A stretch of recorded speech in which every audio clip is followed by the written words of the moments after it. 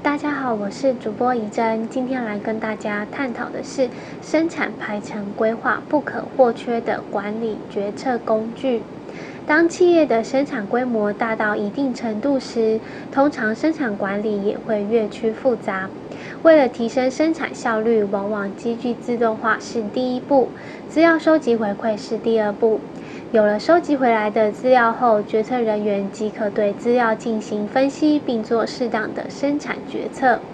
然而，生产排程规划成为不可或缺的管理决策工具。生产排程规划主要用意在借由现场制造程序以及工料状况，推求出适切的生产活动建议。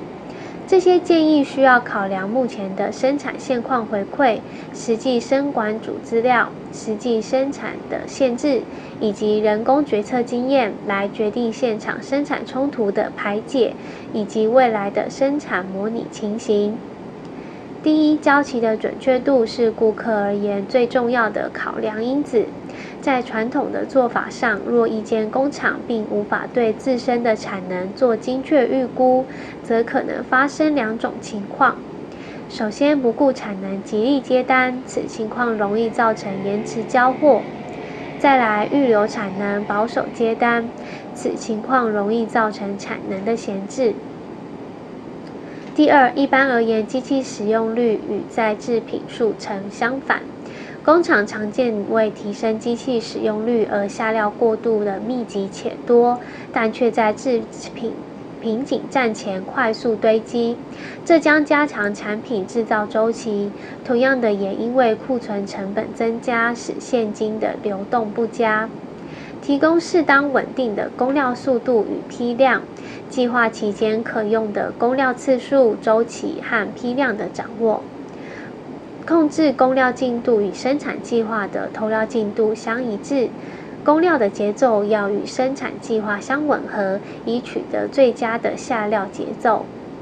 三、弹性是评核工厂生产能力的重要指标。弹性的展现是工厂在面临生产环境变更时，是否可以快速地做出最适切的因应。这种变动包含了急插单件以及机器的故障。急插单件的随意插入生产或瓶颈机器的意外故障，对一个接近满载的生产系统，其实会造成连锁效应，使生产系统大乱，生产效率大降。透过生产负荷分析作业去确认工作中心的产能负荷是否超过或不足，借此平衡各个工作中心的生产负荷，使生管人员预知采用何种行动所可能引发的生产失序，从而挑选较优的生产决策，达到生产的最佳化。四、生管人员与生产现场人员彼此协调配合。生管人员主要负责的工作为生产活动安排与产销协调。以高科技行业而言，由于人工生产排程过于繁杂，通常将耗费生管人员大部分的精力。当生产越益复杂时，生产排程不是超出人力的所能，就是人力在时效性已无法满足。生管人员需参酌生产模式、生产需求与订单情况来调动限制条件以及排程法则，才能得出合理的结果。生产排程建制初期，身为决策资源角色相当的重，需经由各种模拟的测试，才能将参数调整至适当的值，有赖资深生管人员的经验才能达成。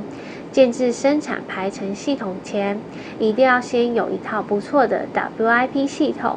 才能详实的回馈生产资讯。排程相关界面众多，截取费时，整合难度高，排程系统所需搭配模组众多，生管资料输入界面也多，必须详实的维护这些资料的正确性。随着 IT 资讯科技的进步，提升资讯技术的规划时间与效益，也大幅提升应用先进的规划技术解决生产排程问题的可行性。生产排程除了提高交期准确性、增进顾客服务品质，更需要平衡考量机器的使用率、稳定工料速度与批量与再制品的数量，迅速反应变动的因素，加强工厂应变能力，降低生管人力的需求，提高生产效率。以上是今天的分享，我是主播怡珍，我们下次见。